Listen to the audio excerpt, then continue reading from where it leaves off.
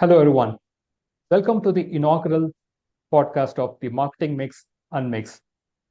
Today, we have an interesting topic to discuss all that you wanted to know about market mix modeling and more.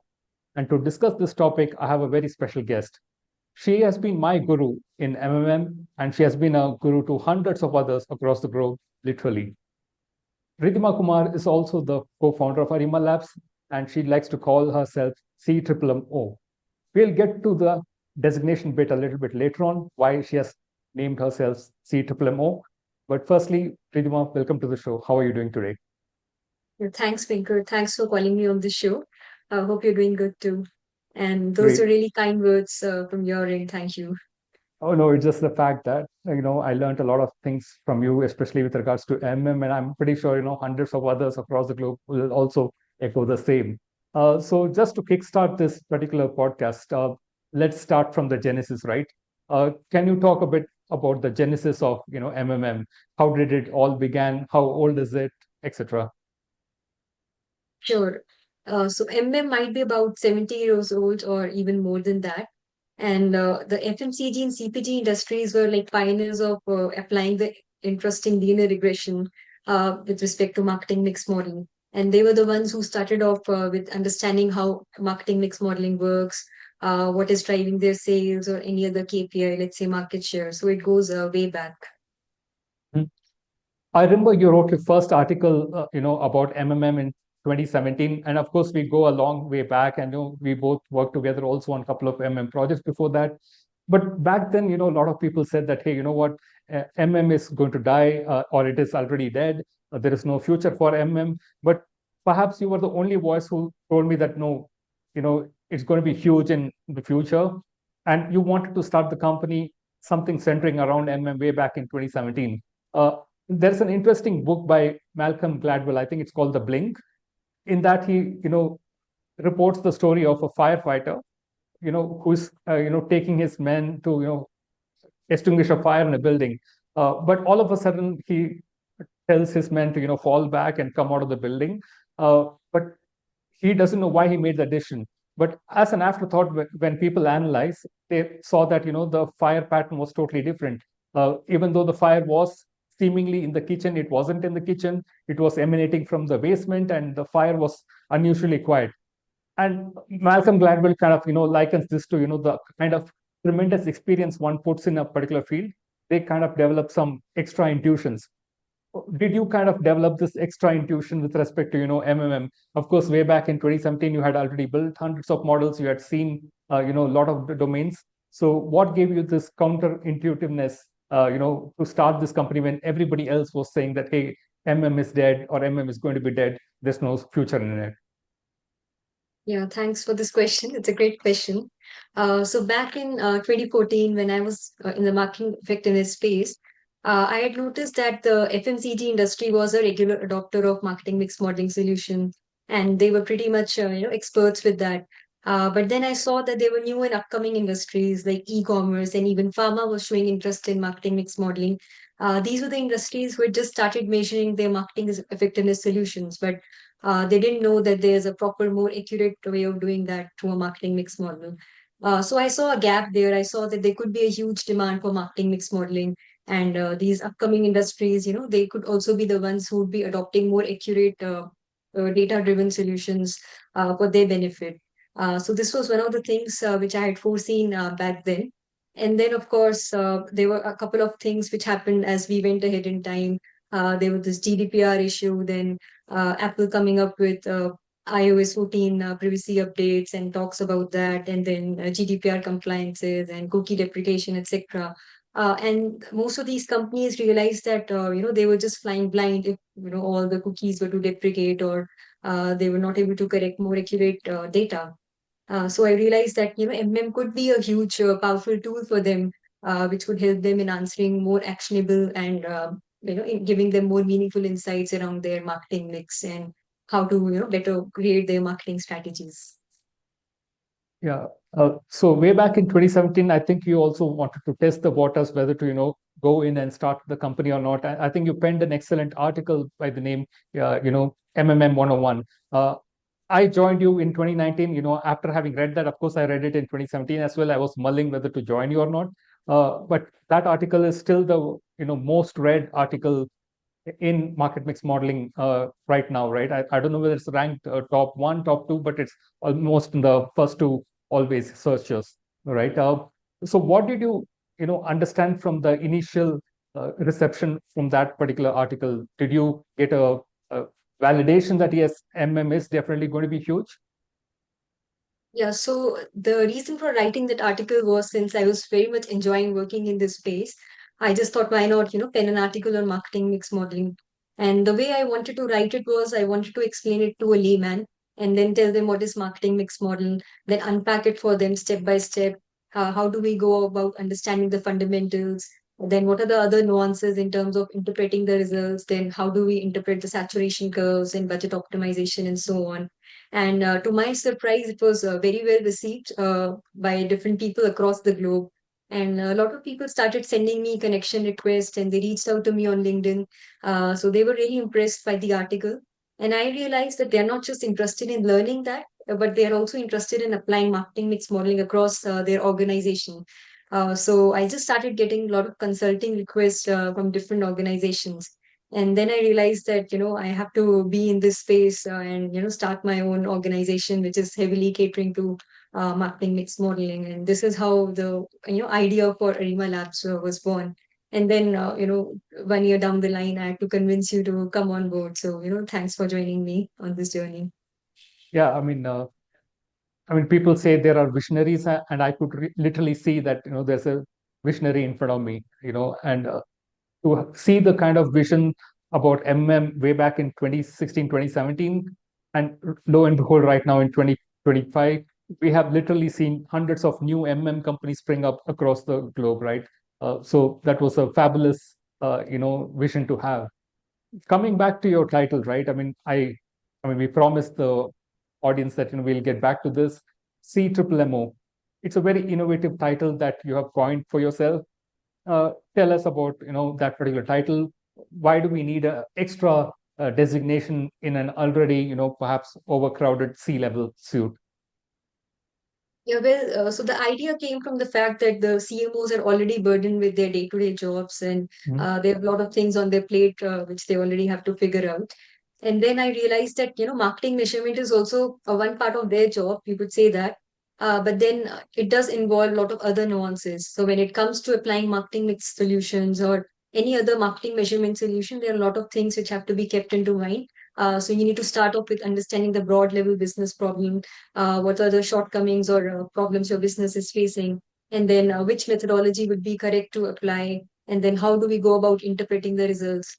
So these are like top decisions to be taken by the CMOs, right? And they do not have so much time and bandwidth to be involved in this as a day-to-day work. So I thought that each organization should have a title or a person who is representing and doing this work of a cMMMo, so that they are heavily focused only on marketing mix modeling or let's say marketing measurement solutions, and they collaborate with the CMOs and get the brand running and make it a better brand in terms of marketing strategies. Mhm. And it also put the oneness and responsibility on this particular person, right? cMMMo. Yeah. It's very important that the marketing measurement is got right, and somebody has to be responsible for the end-to-end marketing measurement. So yeah, again, a great vision from your side to coin yourself cMMMo. Talking about MMM, right? Everything starts with data. Any data science project starts with data. When we talk about MMM, what are the data requirements like? Yeah, so MM is a problem where you need data which is revolving around marketing spends of different brands. Then, if you're into retail, you would need distribution data and, of course, price and other seasonality factors, promotions, etc. And when it comes to the quality of data, of course, there are some brands who might not spend on a regular basis. Let's say they do not spend weekly or monthly, and people do keep asking me that we do not have regular marketing spends. I mean, we do spend maybe once in a quarter or something like that. So is MM doable? So the answer is yes, because if you do not spend any money on the marketing spends, that is also considered as a data in terms of linear regression. if you don't spend any money, it's considered as zero spends, and then you keep spending money wherever you can. And all those factors would be, taken into consideration while building the model. So MM per se is very agnostic to these things. It's just about getting the right data. And of course, we do need other, factors like seasonality. And if the brand has competition data, that's also good to have information. And then there are certain brands who do track brand awareness metrics, or they do track proxies of that, let's say share of search, etc. And I would say the more data, the better. And, it just keeps on going forward like that. So if you were to talk about the quantity of data, right, would you say that uh, a year of data would suffice if you're collecting weekly, or let's say 24 months of data if you're collecting at a monthly cadence? Yeah, well, it depends on industries. So in CPG, I've noticed that 2 to 3 years of data is good to go, because that also captures seasonal effects. Let's say there are certain products which are very seasonal dependent. So it does capture all that, and it does capture the impact of holidays year-wise.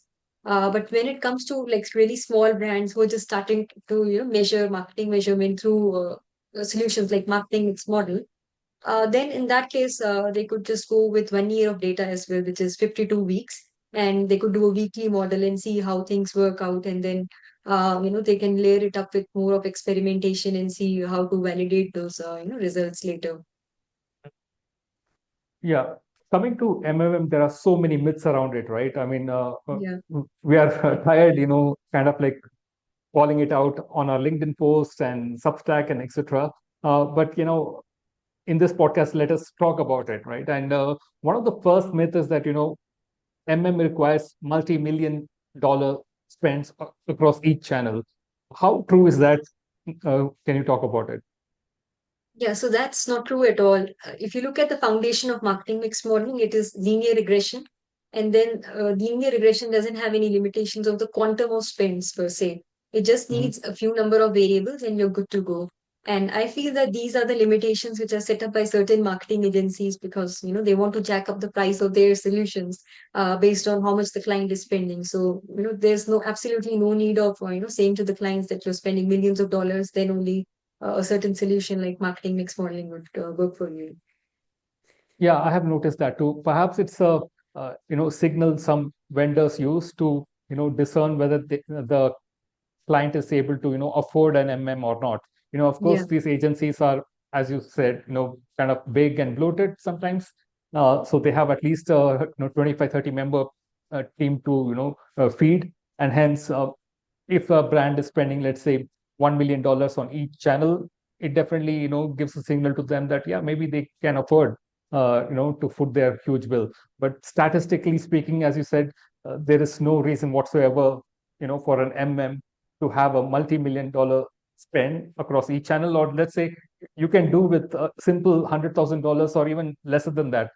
We had done one project with the Middle East influencer, and she had overall marketing budget of only $1 million, right?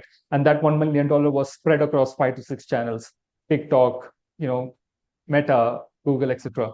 And if you see it, it was none of the channels were more than I would say $200,000 or something thereabouts. So the MM is definitely doable even if you have lesser spends across the channel.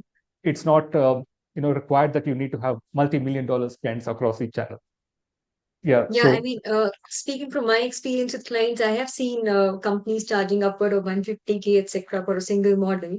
And then when I asked them, they informed me that there are teams where just 4 to 5 people are doing the PowerPoint presentation. All they do is just change colors in the deck and just move pictures and text boxes here and there. And I feel this is a quite bloated setup. In fact, what you need is a more of a special ops team where people are more specialized around getting the real insights out of the marketing mix modeling solutions rather than focusing on other petty aspects of it. yeah, I mean, of course, just to clarify, I mean, when we get into these conversations with our clients, we also tell them that, yeah, there is a modeling cost, but then there's also consulting, right? I mean, if we consult something and, you get rich dividends out of it, there's a certain percentage of, your incremental revenue or sales that you make that you need to give us, right? So, of course, we do have a skin in the game in that as well, in the sense that we will suggest really the most relevant thing to you so that, you go towards the northward direction and not south. But yeah, 150K per model is definitely bloated and it's not justified, right? Yeah. So moving to the next myth. This is a myth, again, we have heard so quite often, that overall, is expensive. I mean, we just touched about that topic just shortly, in the sense that, yeah, is not that expensive. It is just because, certain agencies have a bloated team, they have to feed them out. But how do, organizations, can get started with maybe they can pursue a pilot. What do you think? Yeah, a pilot would be a good way to go around. It is just testing waters with understanding what are the outputs of a typical marketing mix model. Mhm. So, the client can get understanding of what do they get when they do a pilot. Of course, in my opinion, a pilot is also a full-fledged project itself, Mhm. because the care and the number of hours taken to build the model is same as a full-fledged project. But then there are few things which could be left out in the pilot. Let's say if the client is just interested in understanding the drivers of sales, and they don't want to get deeper into, let's say, budget optimization, they could start with understanding what is driving their sales, then what are the ROS or MROS across different mediums, and then what are the diminishing returns, etc., for each medium. So those are some of the things which clients can get started off with and see how it goes forward. Mhm. Yeah, thanks for clarifying that. Yeah. In fact, I've heard of some other myths also, as a part Mhm. of PEM. This is one of the myths which I keep hearing the most Mhm. often because of a lot of open source tools and libraries also coming up that Mhm. MM is fully automatable. So, I would like to switch places and ask you about that. You've already mentioned about the Flintstone curves and we have already spoken about that. But you came up with this originally. So, let's deep dive into that and hear from you first. Yeah, I mean, that's another popular myth, right? That can be fully automated, but it's far from the truth, as you know. I mean, the analogy with respect to Flintstones is interesting because, I mean, for those of you who know the Flintstones cartoon, the Flintstones kind of, drive the car with their feet, right? There is no motor, there's no engine. I mean, the creator of Flintstone, he kind of had this 20th century or 21st century, reality, but he was like, okay, if I were to, go back into the caveman times, what would the car look like? And he thought that maybe those people in the caveman times may not be smart enough to invent, you know, motors or engines. So he just made these people, drive the car through their legs. So it's a pretense, basically. They are thinking that they're driving a car, but they're just, walking, right? So even in MMM, most of us are actually pretending, that we have totally automated as you know, cannot be totally automated, right? It's at the end of the day, an estimation problem. It is not a prediction problem or a forecasting problem. If it were to be a forecasting problem, yes, you can fully automate things. You can just throw in a bunch of data and out comes the output. But here it's an estimation problem. You need to take a pause and see whether the has given you the right results. Are the sales drivers really driving the sales, or these are just variables that has been put in together just to jack up the prediction accuracy. So you need to take a pause and analyze the variables that has gone into the model. And because you need to keep analyzing it, first of all, you're taking a lot of pauses. So then in there itself, you can say that, hey, it is not automated.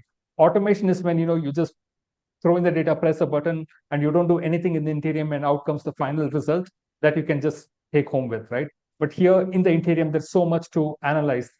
There is Adstock parameters, there is the saturation curves, there's the contribution charts. Of course, we're going to talk about all this shortly, but you can see the various moving pieces, right? And the Flintstones curse is that the more you try to automate things, the worse off your model gets. I think from our lot of research, we have found that to be true. When you try to automate stuff, like for example, just automate the feature selection, right? Throw in a bunch of variables and see what the output looks like. Of course, you're going to get contribution charts, but it's going to be really unintuitive, really stupid sometimes also. Something to the tune of basis 80% or 90%. We have seen that happen quite so often. So I think that's where this Flintstones analogy fits in. We can think of ourselves as we are driving the car, but at the end of the day in MM, you will have to live with driving the car through your feet, but that's okay. Let us live in that reality, and certain things needs a lot of statistical nuance and care. And I think MM is one such domain which cannot be fully automated, but things around it can definitely be automated. Yeah, I agree on that completely. And I especially like that feet analogy where, how I would say that, we all consultants or data scientists are the feet who are powering the car. And we all know for a fact that feature engineering, data cleaning, and even creation of reports, etc., can be automated, but not, the model selection. And how do we go about understanding the results from the model or which model to pick up in the first place? Yeah, thanks. I would like to ask another question to you since we are already talking about the myths of MM. So I feel there's one more myth, which is MM a forecasting tool? Yeah, great question. I think I briefly touched upon it in my previous answer, but I can Yeah. elaborate it. Uh, yeah, a lot of people think that MM is a forecasting tool, right? Of course, it is not. I mean, you spoke about how MM is a very advanced form of linear regression or multilinear regression. Multilinear regression, was never designed to be a forecasting tool. It is all about retrodiction. And if you think about MM, we're just trying to analyze all the variables that has gone into the model, and it is in reality moving the needle of your sales. That is what MM is all about. It is not about trying to forecast the sales of, let's say, 6 months into the future or 12 months into the future. That's a totally different domain altogether. What MM tries to tell you is, okay, you've got, let's say, $20 million of sales, and let's say these are the variables in which you're invested in, all the marketing variables. Which of the marketing variables has contributed more and in what proportion? That's what MM tries to answer. And there is a principle known as goodness of fit. Whenever you're trying to model, you try to make sure that your model is fitting well to the observed ground truth, observed ground sales data. And as an iterative process, you try to build a model that is as close to the ground truth as possible. Of course, there'll be some small errors, but by and large, you try to make sure that your model is as close to the ground truth data. This is known as goodness of fit. Once you do this, as a side effect, you can also try to forecast well. Maybe let's say 1 month into the future, 2 months into the future. But you can see that this has happened as a side effect. You should not design an MM to be a great forecasting tool by active design. It should rather happen as a side effect. And I know a lot of people use benchmarks like MAPE, RMSE to proclaim that hey, our MM model is very accurate. You can get really high MM forecasting accuracy just by throwing in a bunch of variables. But at the end of the day, you would not have achieved the marketing reality. Yeah, great answer, Malcolm, on this. Yeah, so let me take the baton back from you and ask about another myth. This is again a myth that you can't do MM if you just have two channels and let's say three channels. How true is that? Yeah, again, that's not true. Since we all know that marketing mix modeling at the core is again linear regression, and linear regression doesn't have any limitation like that. In fact, if you talk about linear regression, it's just one variable also is a linear regression, right? And when it comes to multiple linear regression, then you have a couple of other variables. So two marketing spends variables also is good to go when it comes to understanding marketing mix model. Of course, it's not a very full-fledged model, and if you look at the contributions of a two-variable model, there are going to be certain limitations around that also. The contributions could be a bit inflated, but what it will give you, you get a direction of whether the baseline is more or whether your marketing spends are more, or let's say between the two channels, which channel is more effective.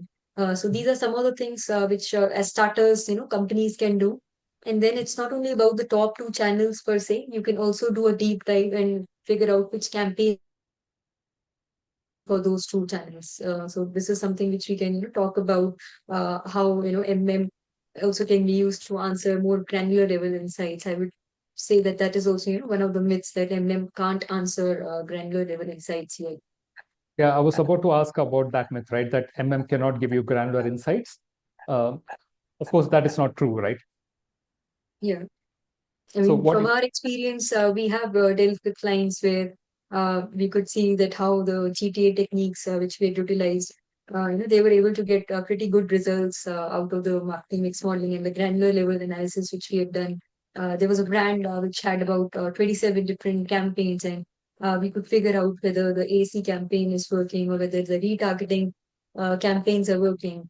And then there was another brand for whom we could figure out how which of the specific Amazon campaigns were more effective in driving their POS sales.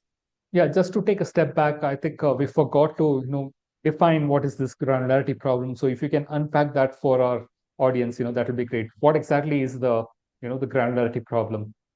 Sure. So the granularity problem is that MM is not able to deal with more nuanced data. Let's say there is TV, then there is Facebook, or let's say there is Google. But under these channels, there could be certain creatives or campaigns which are running. And since most of the campaign data seems to be sparse, all the campaigns are not running at the same time. Some of the campaigns could be running at the same time. Some of the campaigns could be running across different periods of time throughout that modeling period. So we Hmm? have these kind of challenges when we are dealing with the marketing mix modeling data. And because of the overall structure or the sparseness of the data, you could say that the model is not able to capture the essence or the granularity of such data. But the thing is, there are more advanced algorithms which can deal with it, which can cater to these issues and effectively, tell you which creatives or campaigns are more effective. And Mhm. in fact, there are certain brands who have also, validated these insights or these results with their click-based attribution metrics.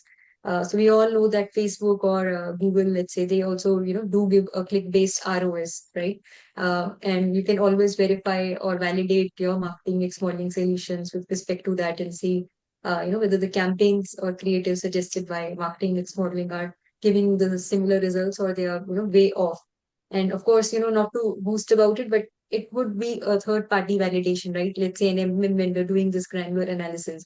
Mm. Because Facebook, Google, I mean, they would be obviously giving you the click based ROS results, but it will be like, grading their own homework. So if you were to validate which campaigns are exactly working, I would say that MM is, a third party validation for verifying which campaigns or creatives are more effective on, these platforms. Yeah, I remember you had penned an excellent article on this as well. So of course we're going to put the links of that particular Substack post in the comments. Moving on, let's talk about the outputs of MM, right? I think we have talked about the genesis, we have talked about the myths. Now let's come back to the various outputs of MM, starting with the contribution chart. What is it? Can you unpack that for the audience? Sure. So the contribution chart is a simple and a visual way of representing the output of marketing mix model. So the fundamental output of MM is you are able to understand what is driving sales or market share on any other KPI, let's say top of mind awareness or spontaneous awareness, etc. So it gives you a drill down of, let's say 20% is the contribution from TV, or 20% is the contribution from Facebook or Google, and it gives you which all the mediums out of these are driving more sales. And of course, it also gives you an idea what is the baseline sales. And then if there are negative factors like price changes or competition, then it also gives you information about how much is the negative impact of competition activity on your brand. In fact, from my experience, I have also seen that there are certain competitors who could drive up your sales, so there could be a positive impact of that too. But predominantly, there could be a negative impact from competition's TV ad or any other advertisements. So it does give you a split, and across industry, there are different names which people call a contribution chart. I've heard due tos, which is like giving a due amount of information, to each Yeah, medium it is that is because of, yeah, yeah, yeah, yeah, because of or due to this yeah. TV that you're getting, let's say, X amount of sales, and all of that. Mhm. There are predominantly two types of contribution, right? I mean, Yeah. one is the absolute summing up to 100 and the non-absolute. Can you unpack also that for us? Sure. So it's just a way of reading the data, I would say. So when it comes to a proportion, so at the end, when you're reading a marketing mix modeling solution, you're reading how much proportion of sales comes from each medium or each promotion, etc. So let's say 20% comes from one medium, another 10 from another medium, another 5 from another medium, and so on. ultimately it has to sum up to 100, right? That 100% is your total sales, and you give a split of what each factor is positively or negatively contributing. So when you add up all the contributions, you would definitely get something called as 100%. This is one method where you add up the contributions while considering the same negative signs also of each of the variable. This is called as non-absolute summing up to 100. And Mhm. then there are other organizations who are used to, reading it as something exactly summing up to 100. So they kind of ignore the negative sign on the negative variables and then just add the magnitude of the contribution together, and that magnitude without the signs just sum up to 100. Mhm. It's just an easy way of representing if the second method, which is absolute summing up to 100, is adopted by some of the customers, I would say.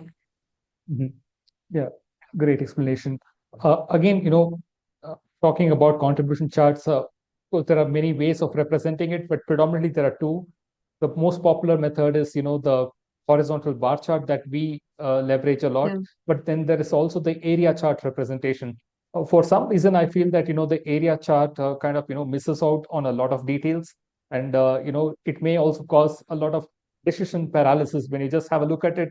Things are so convoluted, right? You are not able to discern what is the baseline effect, what is the media channels effect, etc. If they are very close to each other, it becomes really hard to discern, right? But whereas with you know contribution chart, that is the uh, horizontal bar chart, it's not the case. Do you agree? Yeah, I mean, the horizontal chart is much more easier to read since it gives you a direction of which factor is contributing more or which factor is contributing less. And it also gives you an idea about how the year-wise contributions are changing. And it also gives you a picture of how is the total contributions across the whole time period for which the model is built. But then when it comes to area chart, it's much more complicated, I would say, to go through the contributions because you don't get an exact percentage read of when you look at that complicated chart. But where it helps is it does help in understanding certain peaks or certain dips in the contributions for certain weeks or certain months. Maybe let's say you're analyzing promotions data or you're analyzing some holiday or seasonal effects, and you just want to see whether the media spends around those weeks, etc., did actually result in higher sales. I would say that's where the area chart would come in handy. You can validate that these are the peaks in media spends, and this is the peak in the sales also corresponding to that, or maybe after the media spends happened, the sales happened maybe a week later, or let's say 2 weeks later, etc. Mhm. Uh, Next, let's unpack, what is saturation curves. But before that, if you want to, give the audience a, introduction about Adstock, what are its components, that will be great. Yeah. So before understanding saturation curve, one of the most important concepts is to understand the non-linear impact of media.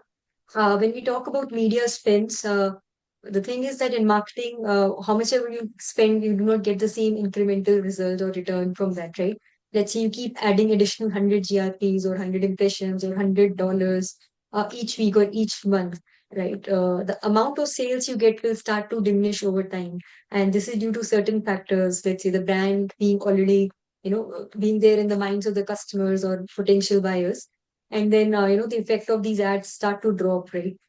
Then there is a second component to it, which is called the carryover. What I just explained is more of a diminishing returns, where you keep spending money, and then of course, with the saturation, it starts to, the effect of sales starts to diminish over time, and people are also aware of the brand eventually. And the second part is the carryover impact, or let's say the decay effect, where the component of television ads or any performance marketing campaign, it gets carried forward in time. Let's say you see a television ad today and you're really impressed, by the ad, and maybe you don't buy the product immediately. You go and buy it next week or next month. This is what is called the carryover impact. You see the ad today, but you buy the product, next week, etc. And then, of course, with carryover, there's a decay component parallelly going on. That let's say 30% of the effect of ad is carried forward. So in that regard, let's say the ad gets decayed by 70%. And then we do have other concepts like half-life, etc. And we can, talk about it in some other podcast maybe. So these are the two fundamentals which go hand in hand: the carryover or decay effect, and the second is the diminishing returns. And these two together comprise how we form the saturation curves for any media. Hmm. And when I Yeah, talk about the saturation curve, it will be a visual way of representing the impact of each media. Let's say you keep adding additional GRPs or impressions or spends, and you see how much is the impact on sales for each level of spends or impressions. And you would see different shapes of the curve. They could be a C-shaped curve or they could be an S-shaped curve, depending on the feature engineering which has gone behind it. and it also depends on the medium, right? I mean, whether Yeah, it's a C shape or a S curve. I think you wrote an article in which you stated that, predominantly everyone sees the C curve rather than yeah. the S curve because perhaps it's due to the survivorship bias, right? Would you like to talk more about that? Yeah, I think the C shape is what I have also observed, more commonly across different industries. It's not only one industry. I worked across QSR, CPG, then I worked across pharma brands and e-commerce, gaming, and football club. The C shape is what I found to be, more common Mhm. across different industries. And when there were people asking whether it's predominantly found across certain industries, but I don't know. The answer is I did not find it till now. In fact, I did see some S curves for a QSR brand, but that too for a few variables. Let's say I think there was one which had outdoor as an S-shaped curve. That was a bit striking for me. But overall, I've seen C-shape more common across medium and across industries. Yeah, I think for the S curve to play out, you need a lot of patience and Yeah, marketing dollars, right? So I don't think most of the brands have that patience for the curve to come up. yeah, Whereas later. they would think that, oh, it's not working, so let's cut the budget. But Yeah. I think for brand building channels, you need to have a little bit of patience, and it may take a shape of an S curve, but you need patience for it, right? Yeah, the S starts a bit low and slow.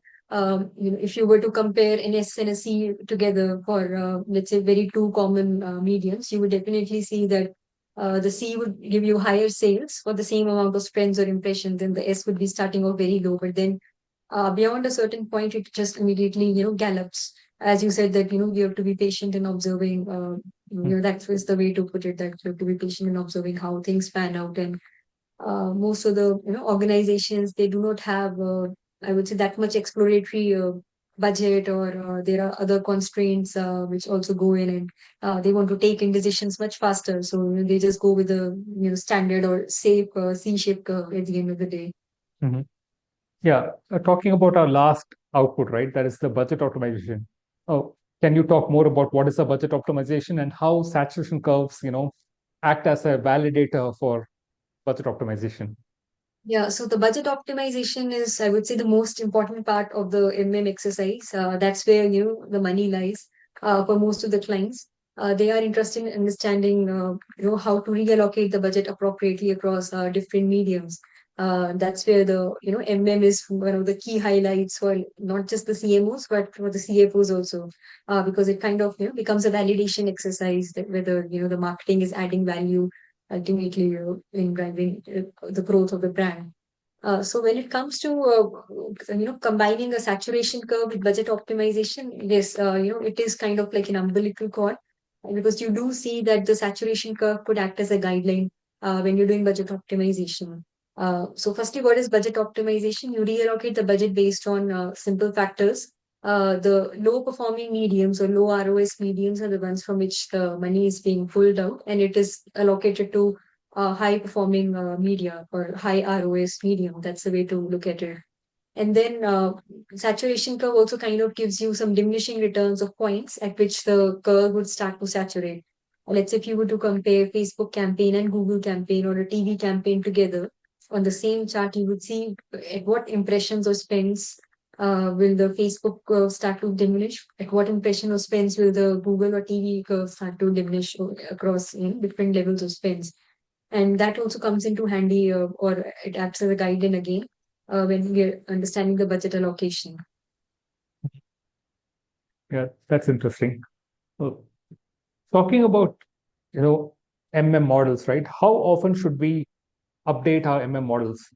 How would you, explain to a prospective client that, hey, you do have to, update your MM models? So first question about how often to update. Again, it depends on different industries. Well, for CPGs, the world who are more interested in long-term brand building, and they have also a safe amount of spends going towards traditional medium. They like to see the long-term impact of advertisements. So what they do is they would generally ask the models to be updated at, let's say, a quarterly level, or some of them also at a semi-annual level. And there have been requests from CPG industries again, who have asked to update the models on a monthly level. Mm-hmm. But first, these are some brands who had pulled out the money from TV outdoor, and they had started to put more into digital.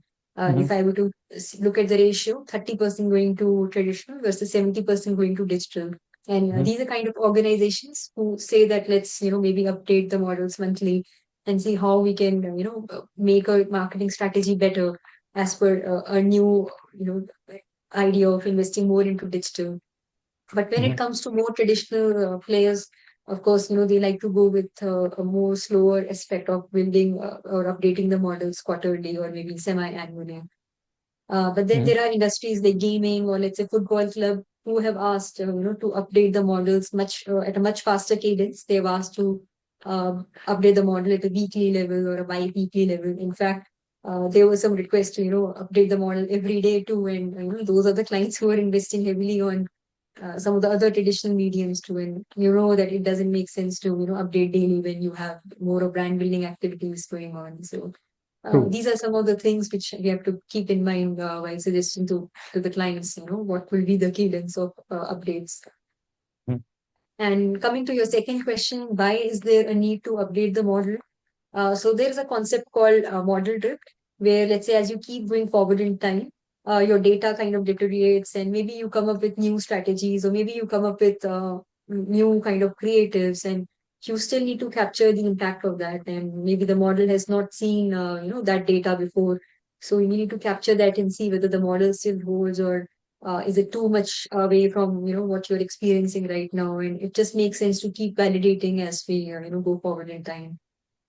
Yeah, you had also, written an interesting post some time ago where there was a video where it shows that, a a series of images make Yeah. a movie. I think the one of the oldest movie that we have is that of a, Because yeah, a person riding a horse, and it is actually a series of images that has been put together, which kind of gives you an illusion that the person is moving with the horse, right? And I think marketing reality is like that. A model will give you the picture of that particular marketing reality, but you need a, motion picture, right? You just don't need a snapshot, you need a movie. So to have a marketing reality movie, you need to keep updating your model, continuously. I think that was a excellent post by you. I think I'll put the link of that particular post again in the comments. thank you. Moving on, what is the role of experimentation in MM? Yeah, the role of experimentation is, I would say, I don't know whether you would say that it's validating the MM or it's kind of MM validating the experiments, because there are two schools of thoughts, right? The first thing is that when you talk about an MM model, you have, let's say, 2 to 3 years of data. And experimentation, it runs for a short period of time, which is kind of overlapping with MM, but it doesn't encompass the whole of the time period of MM, right? It is just Mm-hmm. for a small piece of time period for which you do the experimentation. Mm-hmm. I would say that MM is one which is going to give you a more holistic picture of what is happening. It's just that experimentation kind of adds another layer where you kind of validate the results for a specific time period. But Mm-hmm. there's a caveat. It doesn't give you the whole picture of the whole 2 or 3 years of time period, right? That's what MM will do for you. It will tell you how is the contribution of, let's say, TV increasing or decreasing over time as you keep changing your strategy, or how the effect of different digital platforms like Facebook, Google, etc., changes over time Mm-hmm. when you keep changing the amount of spends on that. Uh, but experimentation as such, it's for a short duration, and you can do bursts of experimentations. Maybe not a one experimentation. Maybe you do it, regularly. You just keep Mm-hmm. validating as you move forward. Yeah, I think we also published a very interesting research paper, right, where we have empirically proved that you cannot use, experiments results to inform MMM. Yeah. And if you try to, incorporate the ROI numbers from experiments and try to influence the MM becomes worse off, on various calibration as well as validation metrics. I think in our recent, fireside chat with, I think it was Joshua who said that, MM is like a map, whereas experiments are like your GPS. Of course, you need the map to begin with, but to know whether you are headed in the right direction, you would need constant experiments. I think I'm fully aligned with that particular thought process. I think we Yeah, also that's a have good some, analogy. yeah, I think we also have something similar where we say that, what, once you complete an MMM, there is a positive shadow being cast, and the darker shadow is the umbra region, and then there is the penumbra region. In the umbra region, you can carry out a lot of experiments, and you can also, get a lot of information from your MMM. So here, MMM informs the experiments rather than, the experiments informing MMM. But as you go slightly into the more lighter area, that is the penumbra region, there, the effectiveness of MM's results may not hold good for Yeah. experiments, but still, you can still use it. But yeah, I think that's another interesting way to look at things. Uh, do not use experiments to inform MM, but use MM to inform your experiments. And as you know, a lot of clients have a lot of budgetary constraints. They may not like to update an MM model, let's say every week, or let's say every month. But if they want to get signals, even in that radio silence period, experiments can really, give you great signals. Yeah, that was a good analogy, I would say. Yeah. How do you think Gen AI can be leveraged in MM? Yeah, I think I would put this question, back to you, since you're the one who's an NLP expert and you've got 8 years of experience working on NLP solutions. And I would say you are the brains and the mastermind, behind Diagnose, MMGPT, and MMsynapse. So, I would say that you're the best person to, answer this. Yeah, that was a question reserved for you, but I don't mind answering. But yeah, I mean, I started working way back in 2016, 2017 on NLP problems. Way back then, we were just, using word2vec, and, right now it seems very, primitive. But back then, it was really, one of the sophisticated tools to use. And of course, we also had the transformers model, which came about, I think, in 2018, thereabouts. And those were the models that we were using to, build out really, great NLP products. But now we have LLMs, and they have totally changed the game. But LLMs can be used, for, let's say, information retrieval. That's my view. Of course, we have, cursor.ai, which can generate code. But all these LLMs are doing is, learning from things that has already been done. So they answer the problem of known unknowns, in the sense that it may not be known to you, but unknown to you right now, but you can definitely, fetch those answers because it is definitely out there in the internet. But MMM, if you think about it, you cannot use an LLM to build a MM model from scratch. As we already alluded to, it requires a lot of statistical nuance and care. And we also funnily tried this, right? I mean, some time ago, where we used an LLM to, construct a MMM model, and, it was really bad, to say the least. So while LLM cannot be used to build a MM model, but it can be used around the periphery and to address the last mile problem. I think we have done a lot of projects for a lot of clients, and you can agree that, not a lot of people have the same amount of knowledge that should have about a particular MM project. There is information asymmetry. So I think LLMs can solve that information asymmetry problem. I think that's what our product MMGPT and MMDiagnose and MMsynapse do, in the sense that you will not require, let's say, PPTs or Excel reports or Word documents going into the future. You can just, throw it away once, your LLM has learned from it, and you can just chat with it, anytime you want. And it can also have the power to, go back in time. And if a similar, project was done, it can compare. For example, hey, TikTok's ROI was 2.3 in 2023, and from to 2024, it has gone to 3.2. So these interconnections can be easily made, and LLMs are really good at that. It may not be useful to build out a model, but they can retrieve information really robustly, and that's what I believe the future of LLM lies, at least in our MM domain. And what's your take on perplexity and OpenAI, these being let's say some of the drivers, in the MM contribution chart. Yeah, that's an interesting thought.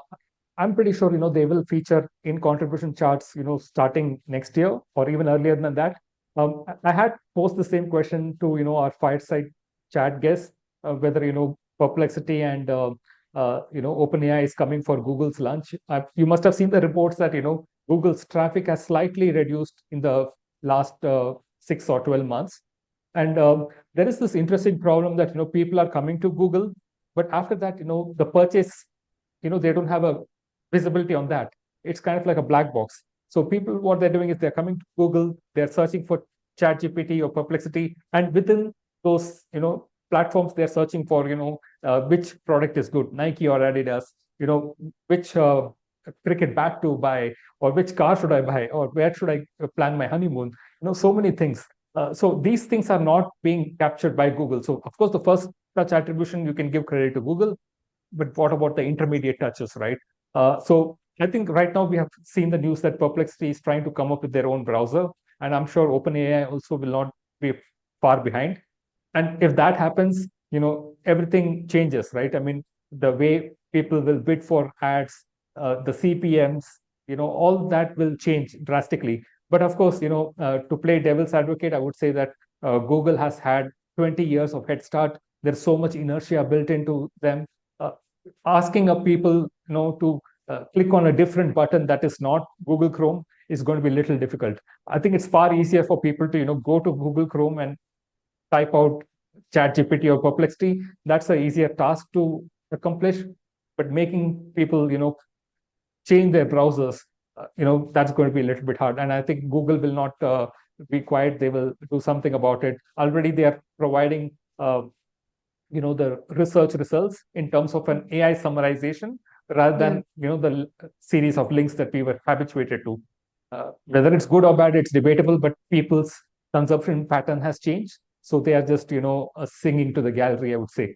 So yeah, I mean, that's where things are headed, but it's an interesting, development, I would say. And in the next 6, 12 months or 18 months, MM is going to see a radical shakeup.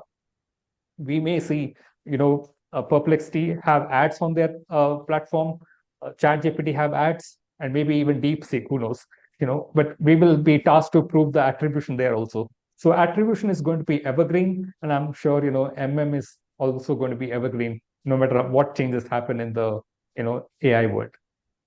Yeah, that's an interesting take, Venkat. Yeah, we are in fascinating times, I would say.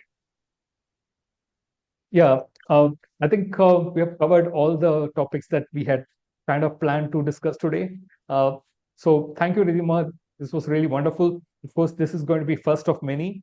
But yeah, thanks for sharing your insights and wisdom with all of us. Yeah, thanks, Venkat, and I'm looking forward to our future discussions too. Yeah, thank you. Bye-bye. Thanks. Take care. Bye.